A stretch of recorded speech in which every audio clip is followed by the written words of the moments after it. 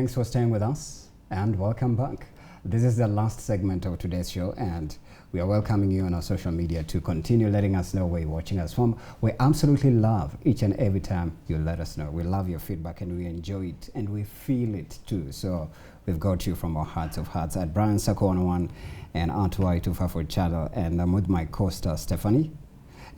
First of all, before you react, the conversation you had with your guest, I didn't know that there's young people as well, and there are so many opportunities in the wildlife sector that need to be tapped into. And also, he talked about human-wildlife conflict, which is a question you asked as well. And he said it's interesting that some of us are consuming foodstuffs that are supposedly meant for lions. When we eat crocodile meat, when we eat gazelle meat, when we eat, what is this called? Is it a bongo? Recently, they had bongos Even being exported meat. back. Bongo one. Buffaloes, the bongos and whatnot. So, hey, that was an interesting conversation. Very I didn't know that when we do that, there's some sort of extinction that happens in the wildlife ecosystem, which is interesting, actually. Yeah.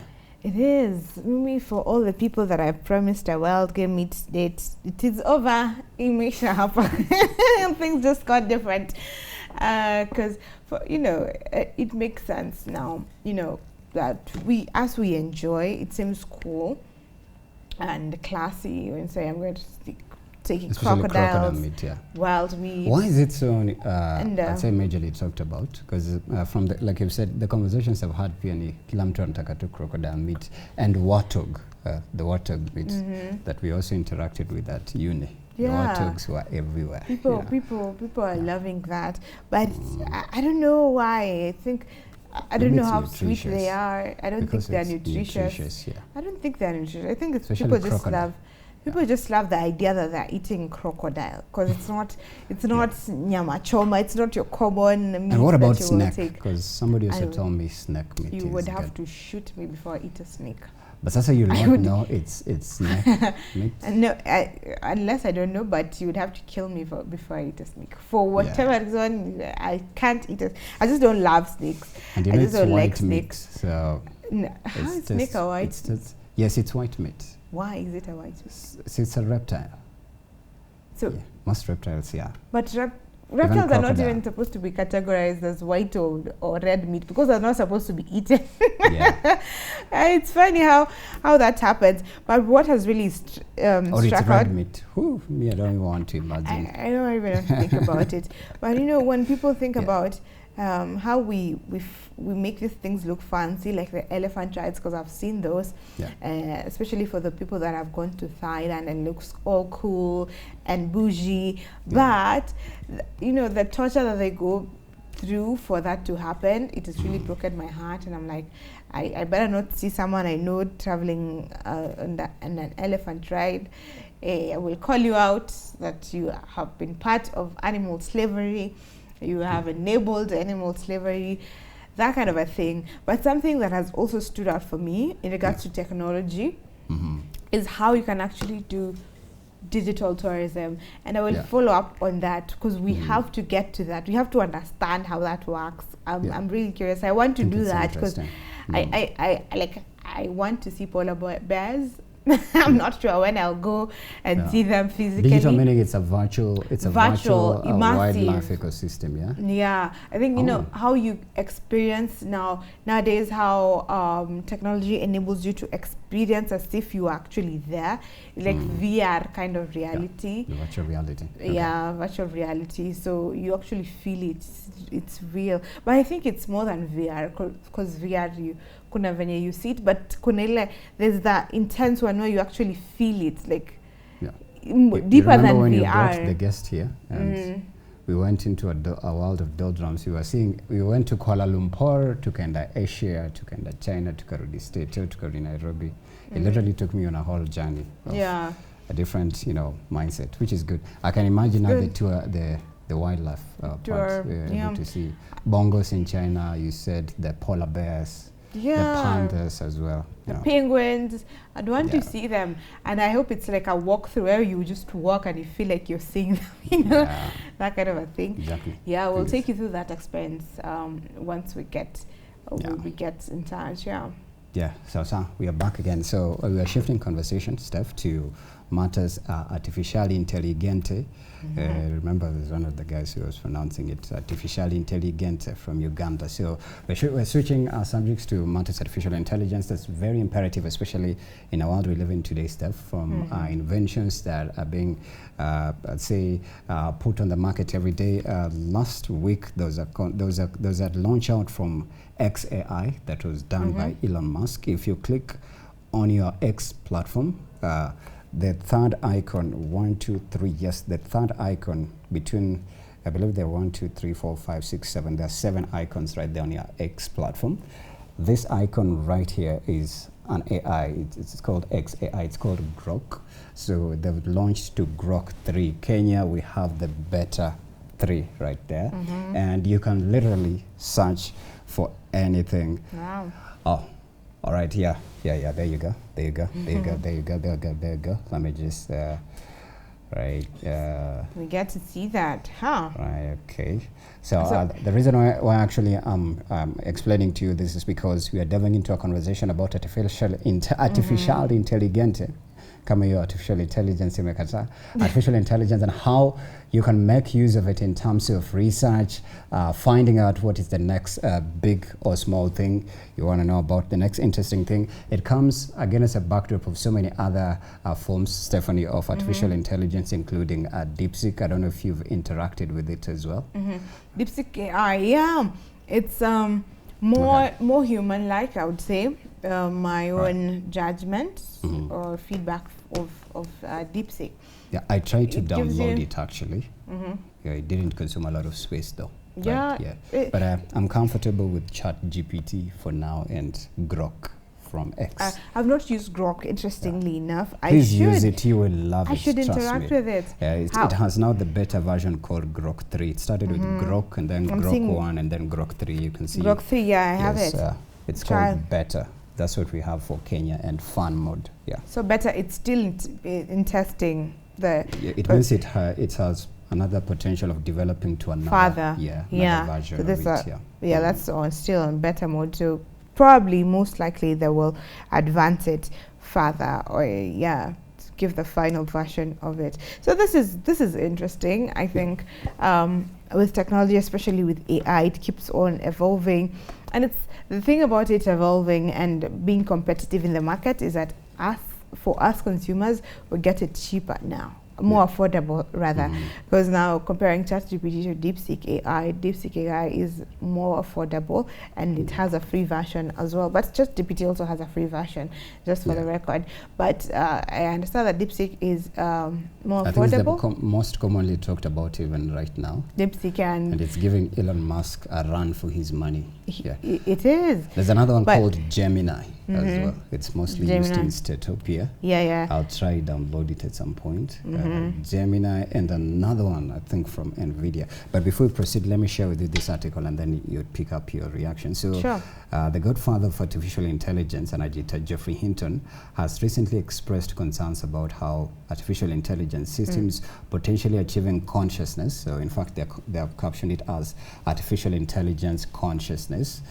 In an interview, he affirmed his belief that the current artificial intelligence models, or AI models, might already be conscious. He also warned about the rapid advancements of AI, suggesting that these systems could surpass human intelligence and possibly take control of humans. He emphasized the need for developers to carefully consider measures to prevent AI from becoming a threat to humans. And I think this conversation has actually been at the corner, or at the forefront, where, so is it coming to replace me in my workspace? I think the confusion at first was between a robot and artificial intelligence. So before people got the contrast, they understood that AI now is just a system that's incorporated in a functionality.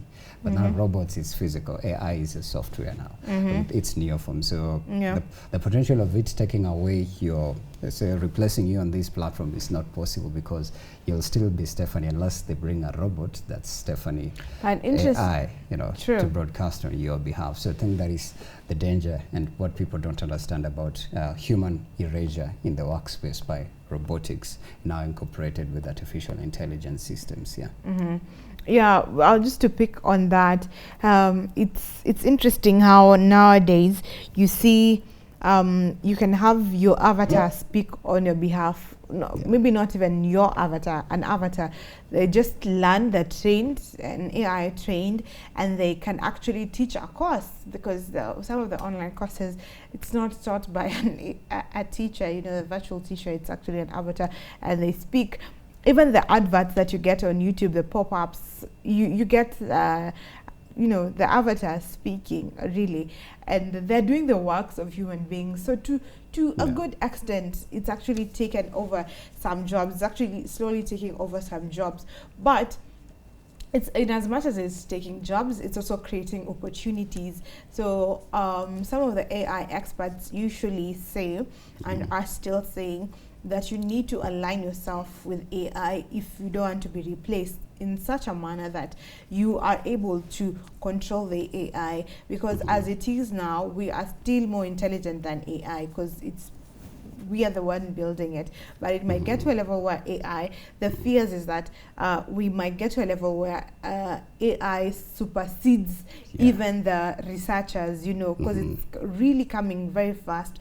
But as it is now, we are smarter. So if you know how to control the AI, if you know how to search, you know, and these platforms, using any of the open AI systems, the ChatGPT, you know how to prompt them right, then it can give you the best output. Because if you're a content creator, then AI helps you to come up with a great strategy, you know. So you just need to know how to give it the right prompts, and it gives you the right output, and then you're best at what you do, you know. So it's just aligning yourself very well with this technology, so that you're not placed down. Absolutely true. And I think some of the common trends as well, you know, what we are seeing today, maybe in the employment sector, like I think Safaricom, for that matter, you know, way back you'd hear, "Hi, I'm Caro, how can I help you?" if you were to ask something in that DM. But right now they have Zuri, I don't know, they have another, like chatbots, AI chatbots are now just being prompted in automation system to respond to customer care queries and whatnot. And I think it's going to be massive in 2025. Internationally, I know they already have all forms of AI. I think there was one of the, you know, when you're, I think they call them drive-through gas filling stations, where you pass by and you're able to refill your car and you buy a snack there. So for that filling gas station, people are not there anymore. They've prompted everything, it's AI. So you just arrive, you roll your window down and you say, 2 cheeseburgers, 1 chicken, and, you know, flavor, whatnot. So it responds to you. And but what the interesting part is, they still have humans who are facilitating the kitchen preparation area. So they'll push it on, I think it's a conveyor. So for you, you'll just receive your package after you've paid, but you'll not speak to anyone one-on-one. You'll speak to AI synthesized voices. So I think hapo kuna erasure kidogo of human labor. It is. But I'm curious, would you want to be served by, to be received by an AI as compared to human? I'd love to. I'd love to have such an experience, I'd love to, like, I just want to hear how, you know, does it have some sort of emotional understanding? Can you argue? Because the lady who was in the car, she tried, I think, to argue. No, she ordered a flavor that was not there, and it responded just officially, no, the service is not there. You know, the way voiceovers are automated, like in a bank, counter number, teller number, Stephanie, come, So now, these ones are not customers to have organic conversations like us. You can add and, you can stutter, you know, it's just automated voiceover. Good morning, Stephanie, welcome to the restaurant. Like, hi Stephanie, karibu sana, unasikiaje, you know. There's no human touch and feel to it. I think I would want the human touch and feel, in as much as I would be curious to understand how are they working, just to get to know, to have the feel of it. But still, I would still want that human welcome, hi, the smile, you know. There's some things AI won't be able to do, even if they try, you know. So there's still some areas that human beings won't be able to really be replaced completely, but the opportunities that we can definitely align ourselves to. For instance, even if, you know, you might want to have a startup, a tech startup, but you're not good in coding. Coding, and coding might seem too hard and what for you. Actually, it's one of the next big frontiers. Exactly. Now AI will help with the coding. Now you won't have to do the hard job. I have my company. I just need you code for me this and that. This is how I want it to operate, and boom, you have it there. You have your website there. Yeah, so that's an opportunity it has created. It makes it easy even for coders. Now they can do more because now they have an assistant. Yeah, I've actually remembered a conversation that Trump had with. I think it was a mixture of leaders. There was Narendra Modi from his Indian Prime Minister, and he had a reporter who asked a question, but it was in an Indian accent. And I don't know if you remember that conversation that trended, and Donald Trump had to say, I did not understand what you asked, but live in peace. Actually, one of the agendas, I think it was during the AI Paris summit that happened last month in Jan. It happened in Jan, actually 2 months ago now, So what they agreed is they want countries to embrace forms of artificial intelligence and monetize them and use them to promote economic growth. And it was also mentioned during the AUC Leadership Summit, where our very own Raila Odinga was there. So they're working on a framework to have Africa tap into LLM. And I think the argument again was, as Africa, do we have AI? You know, USA have OpenAI, China, they have DeepSeek, and plus they have other, other systems of AI. What about for Africa? And I tried to quickly read about it, and it said, I think they said South Africa and Nigeria and some other countries already have positioned themselves in a way that they are coming up with their AI systems that are solely African-centered. But then I think at some point you interviewed somebody here and they said, for Africa it's a little bit too expensive. And then also maybe, is it about facility or infrastructure or equipment that goes into building AI systems that are originally centered? Like, I want Africa AI or even Kenyan AI, the way this USA AI, Chinese AI, European AI. And then factors like now regulations are coming in. And I think that's when the EU came up with the EU AI Act of 2025. I did an update of it on TikTok, but we'll get through it in just a bit. Interesting. I also did an article around that, and how Kenya and even Africa, we don't have something, the EU Act, we have something, but it's not as concrete yet. But even as a country, we need to have policies and acts that will guide how AI will be built, regulated, but in a way that will not stifle innovation, but encourage innovation at the same time. So that Africa as a whole, we can come up with systems and AI that will work for us as Africans, so that when you search for something, it won't give you some data that's predated, and someone actually said something very interesting. I can't remember if it's an interview or if it's a panel that I had this from a guest, and they said that Africa can do well in AI, only that, particularly Kenya, only that the innovators don't have access to data, because in other countries, they're given data to develop this AI.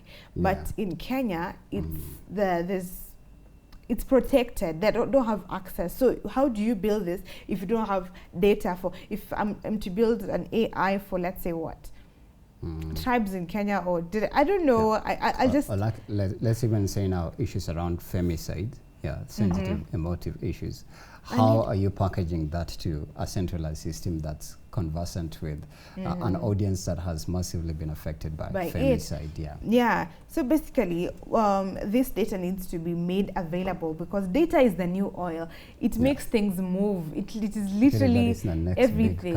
It is the next big currency. Whoever has data, that's why these big tech companies are sourcing for data. Why does Google need all your information every other time? They need data for them to know what are you most likely to buy, from your search history. That is your data that they are using, and they're making money from that data. So if Kenya, we can use the same data that is there for our own data, African data, our own data, we can build something for Africa that will work for us. And even Europeans, they can take from us, they can use our, our systems in the same way that we're using theirs, only that this will work for us better. But I think maybe if I were to personally give an opinion about why I think it's not instantly working for Africa, I think first the Western countries are competing on who has the best form of AI, so that by the time it is ruled that the US is the one leading in the front line of AI, they become the SI unit, and so they become the rulers of that space of AI. And that's why the UK said, you know what, sisi tutakuja na AI Act, mkiunda yenu huko, tutapresent yetu yenye sisi tunataka ikuwe yetu. But still bado it's consumed in African countries. Sure. So maybe a centralized system like I think he was US, was it US Secretary of State or from the United Nations? He said they need to be a centralized system and policies now, including the EU AI Act that it tried to break down. It shows an outline of forms of artificial intelligence that should be permissible or permitted to be consumed, and also it gives I think an outline of how users of artificial intelligence should be educated on where to step in and not to step in, and then also data as well, because last year I think there was a whistleblower from OpenAI who died because he said, you know, OpenAI is infringing on people's data, and it's still a cause that's currently ongoing. And then also prohibited forms of artificial intelligence that include harmful AI that infringes and predicting people's character instead of, you know, literally giving true information. So instead of like saying Stephanie is a journalist, TV presenter, it attaches something that you did dirty 10 years ago, and maybe right now you served, you're a preacher.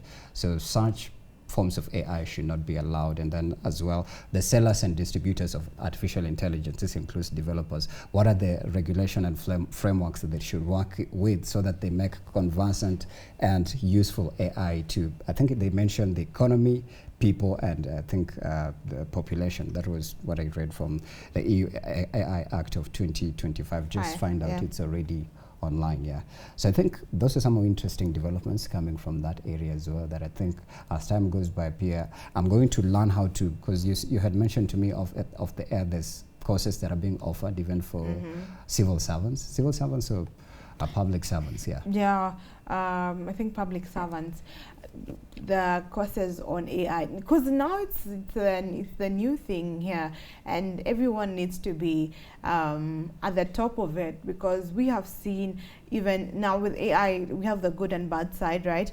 So we have seen the bad side where there's the cybersecurity threats and all that that have been perpetrated towards even media houses and whatnot. And we have seen solutions still with AI, literally using AI to counter AI. I covered a company called DeepTrack that actually detecting fraud that is being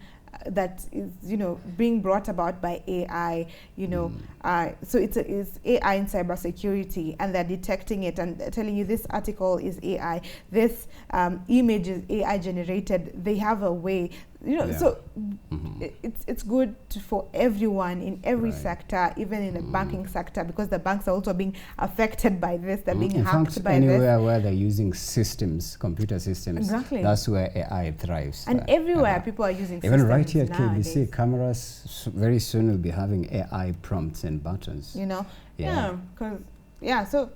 Everybody needs to learn this. So it's good to stay ahead. Sorry, before I even forget, because we're just about to exit stuff, before I forget, there's an interesting video I watched yesterday on TikTok. It's actually a film. It's an AI generated film that features Peter Salasia, Governor Nairobi Johnson Sakaja. If you watch it, you'll respond with laughing emojis. So I don't want to explain what it is, but it's an AI film generated with what's currently happening in the political sphere.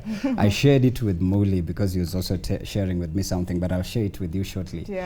So but they're insisting if you create AI content, at least ensure that you mark it as a content creator. Say this is AI generated so that you inform the viewer that facts and figures in this video are not totally solely true and truth, because facts sometimes are not truth, and truth is not a fact sometimes. Wow. Okay. Interesting. So I think that's again is coming in the content creation space. Yeah, very interesting. Films that are purely AI vocals Generated. instead of you singing stuff.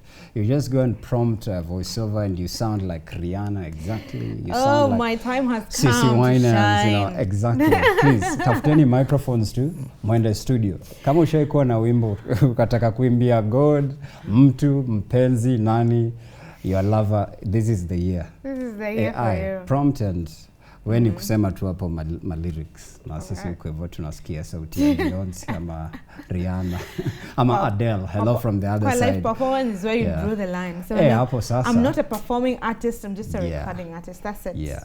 Alright, do inaitwaje? You perform behind the track. Inaitwaje wanakuwekea two track and then unaimba. The lip syncing. Yes, I'm just a lip singer, you know.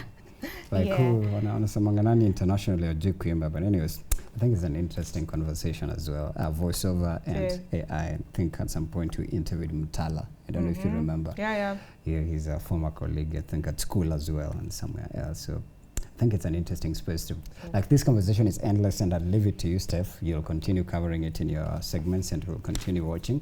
Hopefully we'll have some of your works here at some point, Yeah, as time goes by. We will. We have so much in AI and we'll bring you all that. So stay locked in right here on Why in the Morning. That is the hashtag to use. My social handle is at Stephanie Ayeta by on my end.